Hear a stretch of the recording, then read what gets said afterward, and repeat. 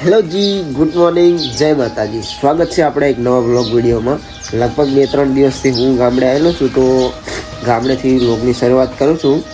અમારે કુળદેવી માતાજીનું નાનકડું એવું મસ્ત સુંદર મંદિર બનાવ્યું છે, તો હવન કરવાનો છે, ફોટો પ્રાણ પ્રતિષ્ઠા માપનું એવું।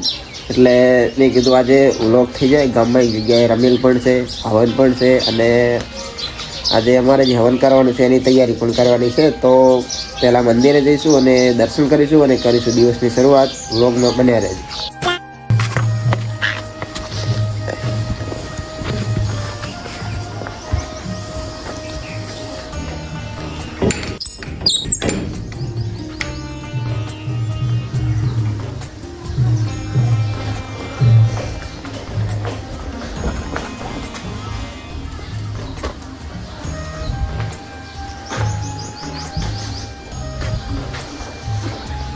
गाइस आ से हमारे कुलदेवी मंदिर आ रीतनु से कईक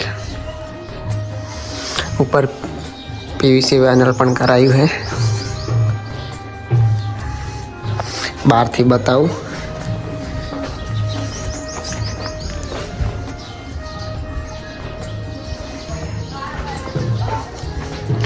नानकड़ू मापनु सुंदर मस्त मंदिर बनायु है અને ફોટો પ્રાણ પ્રતિષ્ઠા કરવાની છે।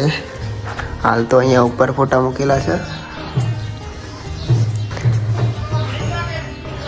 તારીખ નક્કી કરી દીધી છે 28 તારીખનું રાખવાનું હોય, પણ વ્લોગ આવશે લગભગ લેટ, કારણ કે અહીંયા નેટ આવતું નહીં, એટલે એના માટે ઇન્સ્ટાગ્રામમાં એક નો શોર્ટ વ્લોગ બનાવી નાખી દઈશું, તાકી બધાને ખબર પડી જાય, કારણ કે લોંગ વિડીયો માટે થાય લેટ થઈ જશે આવવાનું, એટલે शॉर्ट वीडियो बनाईशु जल्दी। गाइज हमारे नवा महाराज आया से कोई ने पण जो हवन ने प्रतिष्ठा केवु करावू होय तो एडवांस बुकिंग करावવાનું चालू कर देवानुं। महाराज નું નામ તો કહો। महाराज નું જયેશ ભાઈ નામ છે। महाराज નું મહેશ ભાઈ જહારા કોન્ટેક્ટ કરો, કોઈનો કોન્ટેક્ટ કરો। શું નામ?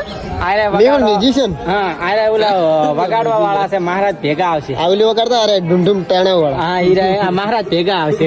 અરે ઢુમઢુમ ટેણા વગાડવા વાળા। અને આ સેટ કરવા વાળા છે। હા, મંડપ વાળા એલા તો। ના ના, સેટ કરવા વાળા બધું સેટ થઈ જાય। ડીજે વાળા, આ ડીજે સાઉન્ડ સેટ કરવા વાળા। ગાઈસ હવન છે, અહીં હવન દર્શન કરવા આવ્યા। મંદિર તમને બતાવી દઈએ, અહીં હવન છે। ચાલો અમે હવન જેવો ફોટો બનાવ્યો।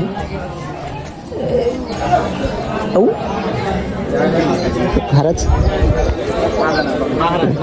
સોરી ગાઈસ, વિડિયો ચાલે તો તમે બંધ કરે ચાલુ આ તો ખાલી મજા કરતા હતા, બોમન નહીં, ખાલી તો આવવાનું બેઠો ભાઈ, એટલે ધોતી ની પ્યારા પર આવી છે।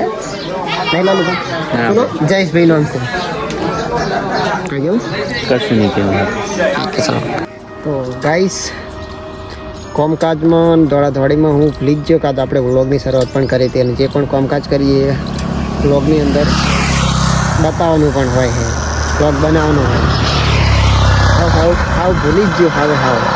એટલે બાઇક લઈને હાલ નીકળ્યો હું જવા માટે રતનપરા, ભીલડી રતનપરા।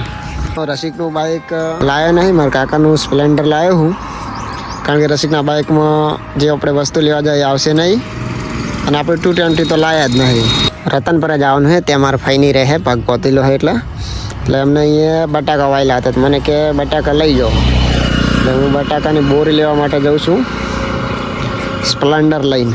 સબકી પસંદ સ્પ્લેન્ડર।